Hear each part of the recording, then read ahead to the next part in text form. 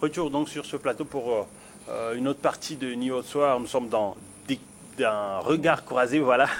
Et alors, Firmin, avant la pause, avant que je ne donne la parole à Johnson, tu n'étais pas d'accord sur le fait que le prédécesseur de Barrow, Jammeh, puisse encore influer sur la vie politique gambienne. Et c'est ce qui ne rassure pas, selon toi, les victimes de l'ère Jammeh. Non, moi je voudrais faire un petit éclairage. Tout d'abord, je voudrais dire que je ne suis pas, ou je ne fais pas l'apologie de l'impunité. C'est parce que je suis en train de dire. Ouais. Je ne fais pas l'apologie de l'impunité, mais je dis, pour pouvoir réconcilier les pays et construire un avenir sain et durable, sans problème. Moi, je me penche beaucoup plus pour des solutions politiques. Fermer des yeux sur des exactions. Oui, on ferme. Non, parfois, il faut qu'on ferme les yeux sur des exactions. C'est-à-dire, les exactions sont dévoilées. Les coupables même sont connus. De tous, mais on leur donne la possibilité de demander sincèrement pardon. Et après, l'État prend sur lui de réparer les torts, de rassurer par rapport au présent et par rapport à l'avenir. Zéro emprisonnement?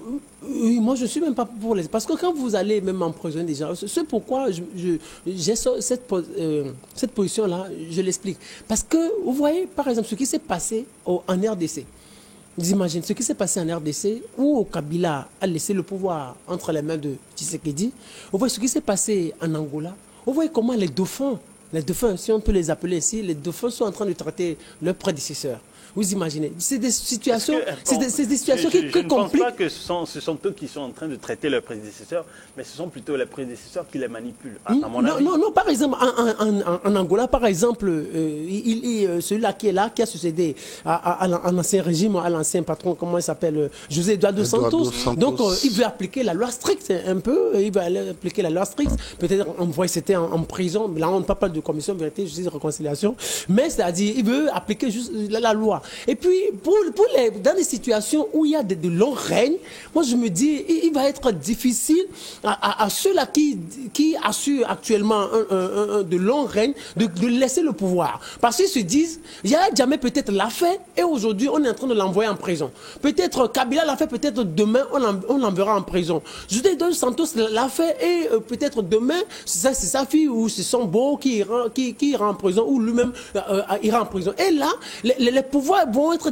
davantage confisqués et les successions vont être rendues beaucoup plus difficiles. C'est pour cela que moi je dis, comme quelqu'un le dit, c'est au bout de l'ancienne corde qu'on tisse la nouvelle, quand on succède à un ancien président, la meilleure des choses qu'on ferait, c'est-à-dire, c'est de montrer une voie beaucoup plus conciliante, discuter avec l'ancien régime, l'ancien président et mettre en place une commission qui va peut-être réconcilier et non beaucoup plus cliver, beaucoup plus diviser. Ce que les victimes sont en train de proposer, c'est normal. Mais sauf que si on veut opter pour cette position et être beaucoup plus dur, c'est-à-dire on va envoyer tous les collaborateurs de Yaya Jammeh, presque, en prison, les tortionnaires, les criminels, les corrompus, les voleurs, on va les envoyer en prison. Mais est-ce que ça réconcilie le pays? Est-ce que ça va aider la Gambie? Moi, c'est là où ma question se pose au fait. Quand tu me donnais, par exemple, l'exemple du Togo, ce qui s'est passé, c'est d'une certaine période à une certaine période. 1958 à 2005. De 1958. Oui. Tous ces gens-là qui ont commis des exactions, peut-être certains ne sont plus, d'autres sont là, mais ils sont plus actifs. Mais ceux qui sont là de 2000, je ne sais pas, 2000 à 2005, ceux qui sont là, lorsque vous laissez ces gens-là, parce que quand on parle de crimes, ce n'est pas seulement des crimes physiques, il y a aussi des crimes économiques. Et puis sur le long terme, il y a des générations qui sont victimes. À une certaine période qui est proche de ton départ de pouvoir, ça laisse des traces et ce n'est pas la génération actuelle qui subit, mais d'autres générations futures. Et là, lorsqu'on va devant les tribunaux, lorsqu'on juge les gens, c'est pour permettre à ce que ceux qui, enfin les coupables, reconnaissent leur tort et qui demandent plutôt pardon aux victimes. Et les victimes acceptent, et là nous allons à une vraie réconciliation. Oui, bon, moi votre point essentiel, c'est que les victimes puissent être associées à ce qu'ils puissent accepter bien sûr, bien sûr. Sans les victimes, sans l'acceptation de cette relation des victimes, il n'y aura jamais de réconciliation. C'est-à-dire que ici, c'est le cœur qui joue. C'est le cœur qui joue. Si nous allons sur un terrain politique, c'est que nous allons prendre des décisions politiques, mais auxquelles les victimes ne vont jamais adhérer. Parce que les gens vont parler en leur... C'est tort et qu'on demande pardon. Un vrai pardon qui doit être tout de suite assujetti à... comment dire, à la relaxation, comme on le demande. C'est tout. Je pense que lorsque nous laissons de côté la justice et que nous voulons faire ce travail de réconciliation... On va quitter la Gambie, parler du Mali. Je savais que, Firmin, tu as encore des choses à dire, mais on va le dire peut-être plus tard, parce que le gouvernement a presque à la fin du mois, de ce mois de mai, le 25, pour pouvoir se prononcer sur les recommandations de cette commission. Qui lui ont été transmises par la commission. Effectivement. Alors, l'organe législatif nommé par les autorités maliennes dominées par les militaires a entamé depuis quelques jours des consultations en vue d'une nouvelle loi électorale. Est-ce que Bamako serait-il en train de vouloir avancer la date des élections sous pression de la CEDEAO ou encore des institutions, des institutions ouest-africaines? Oui, je crois qu'aujourd'hui, le Mali est dans l'obligation d'organiser des élections pour pouvoir sortir depuis le coup d'État d'il y a 2 ans. Mais ma question est de savoir, on est en train de vouloir mettre en place une loi électorale alors que la Constitution a été suspendue. Alors, cette loi électorale sera arrimée à quelle loi fondamentale? C'est ma première question par rapport à la situation.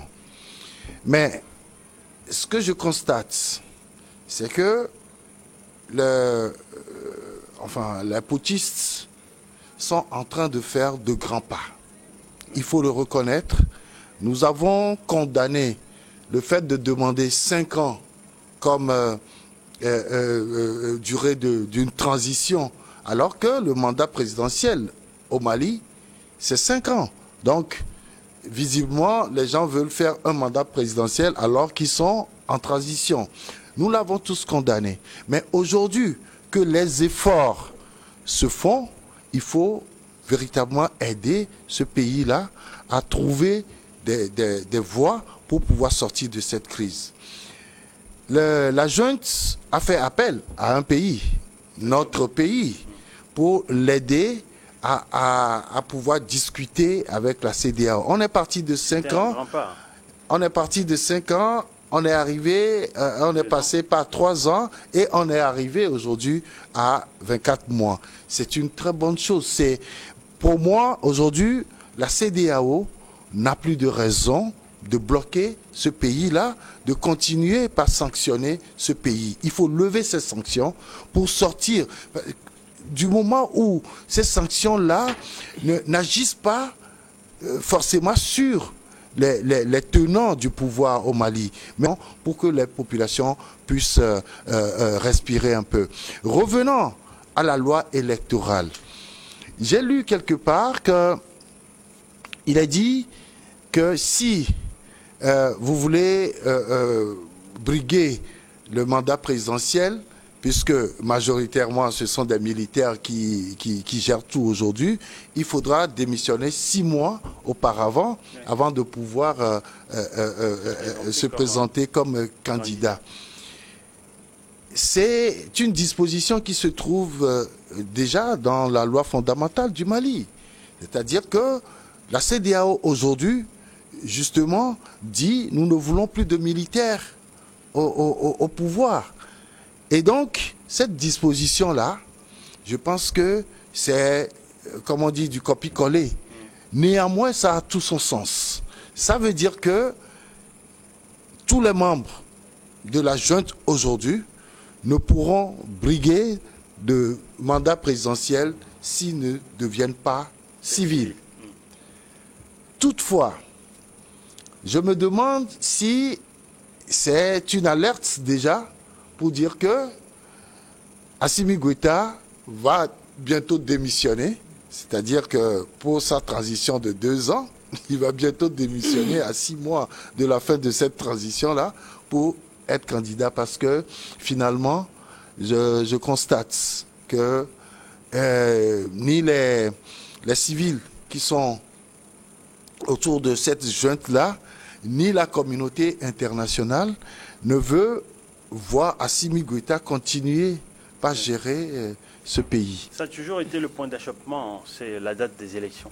Entre Mali et puis les pays ouest africains. Je pense que nous sommes un peu écoutés, hein, parce que tout ce que nous disons ici sur cette antenne, c'est comme les autorités maliennes captent Niwad. Mais bien sûr, je peux te donner une preuve. À la fin d'une émission en direct ici, j'ai été appelé par une dame qui se trouverait à Luxembourg et qui, pendant 45 minutes, m'a expliqué la situation au Mali.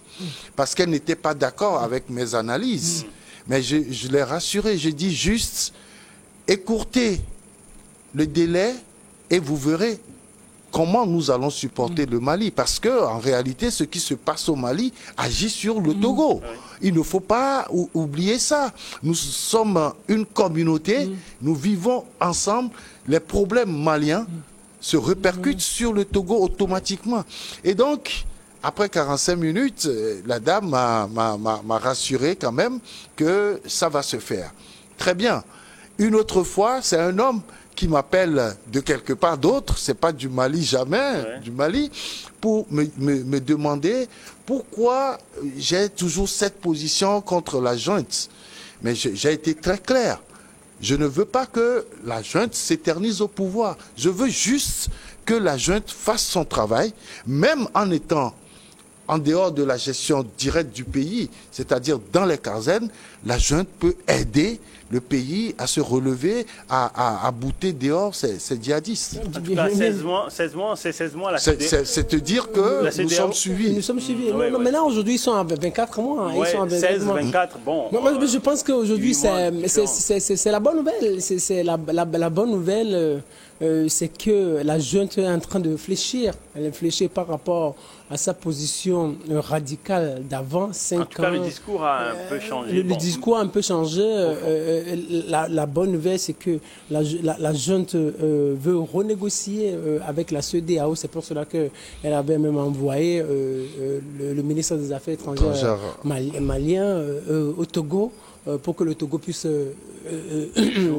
jouer le rôle de facilitateur. La médiation. Voilà, la médiation. Donc, ça veut dire la junte n'est plus tellement radicale. C'est que les Maliens n'en peuvent plus et de plus, ils ne pourront pas s'en sortir seuls. Cela ne met pas forcément Bamako à l'abri d'un énième putsch, parce que bon, si les choses, si la junte n'arrive pas à pouvoir faire ce qu'il entend pouvoir faire avant de laisser le pouvoir, si la junte n'arrive pas à terminer cela, elle pourra revenir. On a eu le putsch en 2020 et puis en 2021. Aujourd'hui, on est en 2022. Le problème, est-ce que les problèmes politiques peuvent se régler en 2 mois ou en 3 mois? C'est-à-dire les problèmes politiques, ils naîtront toujours, mais la meilleure des choses, c'est de faire les choses dans les normes. Dans les normes, c'est tout ce qu'on demande. Aujourd'hui, c'est la démocratie qui est mise en vogue. Donc, il va falloir... Le monde est à l'ouest. Le monde n'est pas à l'est ou chez Poutine. C'est l'Occident qui décide toujours. Alors, avec l'Occident, c'est les valeurs de la démocratie. Donc, c'est ce que nous voudrions que la jeune copie et inculque au Mali. C'est tout ce que nous demandons. Alors, ce que nous demandons aussi, comme la junte a déjà commencé, comme Faure Gnassingbé peut-être va intervenir, que la CEDEAO accepte les 2 ans, parce que c'est un grand effort de 5 à 2 ans, descendre à 2 ans, ça veut dire c'est beaucoup de courage, beaucoup d'efforts. Sur ce point, on peut applaudir la junte pour sa flexibilité, pour une certaine flexibilité dans sa démarche. C'est déjà une bonne belle. Maintenant, en ce qui concerne les élections ou la loi électorale, je me demande si Assimi Goïta va se positionner. Déjà, ils ont déjà fait un an. Quand on prend en compte le dernier putsch qui date de mai 2021, ils ont déjà fait 1 an de transition. Non, maman, il ne va pas, on ne va pas compter. Il ne peut pas le compter. Ils ne vont pas le compter. Banalement, ils vont aller à 5 ans. Hein. Ils vont aller à 5 ans parce que le putsch a été perpétré en 2020. Oui. En 2020, donc c'est de 2020. D'abord août 2020 et puis mai 2020. Même bon, prenons 2020, 2022, aujourd'hui, ça fait 2 ans. Non, plus 2 ans, ça fait 4 ans. Banalement, un mandat présidentiel. Donc, ils ont réussi à manipuler tout le monde et à subir un peu leurs ambitions. Donc, par rapport à la loi électorale, je me demande pourquoi ils ont, comme Eric Johnson l'a dit tout à l'heure, pourquoi ils ont fait ressortir cette disposition relative aux militaires, alors que cela faisait partie de la loi fondamentale, qu'ils n'ont pas cherché à retoucher. Peut-être c'est une alerte, c'est pour dire que peut-être il y a dans le camp Assimi Goïta, il y aura des militaires qui vont chercher à se positionner. Peut-être à 6 mois de la fin de leur mandat, entre guillemets, à la tête du pays, il y aura des démissions en cascade, des démissions. De goûter au pouvoir, on pourrait se... Oui, mais il me semble qu'il ne veut pas les laisser le pouvoir. Non, ce que nous nous demandons, c'est pas que nous sommes contre la junte fondamentalement, mais c'est comme ce que nous voudrions, c'est que la junte retrouve tout son sens de démocratie. Si les militaires veulent braguer un mandat présidentiel, c'est leur droit le plus absolu, mais que les choses se fassent dans les normes, qu'ils démissionnent, ils se comportent comme des civils, ils déposent leur candidature, il revient aux Maliens de les choisir dans les urnes. C'est fini. Mais en ce qui concerne cette loi-là, beaucoup de questions se posent, parce que on ne peut pas, je me demande, on a perpétré le putsch. La Constitution, est-ce que la Constitution qui était en vigueur avant le départ de IBK, est-ce que c'est la même Constitution qui régit le pays ou c'est la charte de la junte qui régit le pays? Est-ce que cette loi-là va être conforme à la charte ou à la loi fondamentale? Est-ce que le Mali aujourd'hui, avec cette junte qui dirige le pouvoir, est-ce que le Mali dispose d'une Constitution? C'est quelque chose, c'est fondamental. Bon, ou c'est après, ou c'est le nouveau pouvoir qui sera élu dans les urnes, ce pouvoir qui va permettre au pays de se doter d'une nouvelle constitution. Ou la junte va s'approprier ce travail avant de partir. C'est fondamental. Le Mali a-t-il une constitution aujourd'hui ou non? La Côte d'Ivoire, non pas la Côte d'Ivoire, le Burkina Faso a repris sa constitution. Le Burkina Faso a une constitution maintenant. Mais est-ce que le Mali dispose d'une constitution? Je pense que la Guinée aussi se trouve dans ce problème-là. Je pense que la Guinée n'a pas une constitution. Elle est dirigée par une charte qu'a adoptée la junte Doumbouya. Alors aujourd'hui, c'est vrai que c'est un peu difficile de parler de normes et de constitution au Mali. Tout ce qu'il y a comme repère, c'est leur Conseil national de la transition. Je pense que tout tourne autour de ça. L'important, à mon avis, aujourd'hui, est-ce que ce n'est pas parce que on a associé la classe politique et puis la société civile à ce projet de loi? Est-ce que ce n'est pas le plus important? Oui, c'est vrai que, vous savez, dans la situation dans laquelle se trouve la junte, elle est obligée de composer avec tout le monde. Si tant est que, à chaque fois, elle clame qu'elle est soutenue par les populations, par la classe politique. Alors, aujourd'hui, quand on parle d'élections, ce sont les partis politiques qui vont participer à ces élections. Bon, enfin, c'est vrai qu'il y a des exceptions où il y a une certaine société civile, je ne sais pas si en ce moment on va encore parler de société civile, qui lorgne des postes politiques, etc.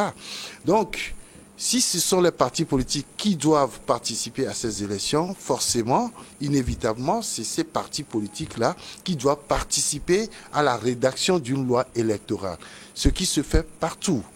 Et quand tu dis qu'il ne faut plus parler de normes, je crois qu'à partir du moment où tous ces partis politiques, je ne sais pas s'il y a eu une certaine opposition qui n'a pas accepté de participer à la rédaction de cette loi électorale, mais on peut parler de normes parce que ici, oui, il y a eu un consensus autour de cette loi électorale. Maintenant, qui n'est pas encore adoptée. Oui, moi j'attends juste de voir la réaction de ces partis politiques à l'adoption de cette loi électorale. Si des partis, des pans de cette loi électorale n'ont pas été tronqués, n'ont pas été changés, n'ont pas été enlevés carrément, pour voir la réaction de ces partis politiques. Parce que, autrement dit, lorsque cette loi électorale sera adoptée par le Conseil national de transition, forcément, les partis politiques auront copie et réagiront par rapport à ce qu'ils ont proposé au cours des séances de Je pense même qu'ils seront présents à la plénière qui va adopter ce projet de loi. Ils seront présents, mais ils n'auront pas de voix. Ils n'auront pas de Ils n'auront pas de voix parce qu'ils ne font pas partie du Conseil. Du Conseil. Voilà. Mais est-ce que la question de savoir aussi si leurs propositions, on en tiendra compte fondamentalement? Est-ce qu'on en tiendra compte? Et aussi, c'est à partir de cela qu'on parlera de normes. Oui. Mais est-ce que depuis là, ils disent que le Mali n'était pas prêt pour organiser des élections? Est-ce que le Mali est prêt maintenant? Est-ce que le Mali est prêt? On disait depuis le pays. Depuis 2012.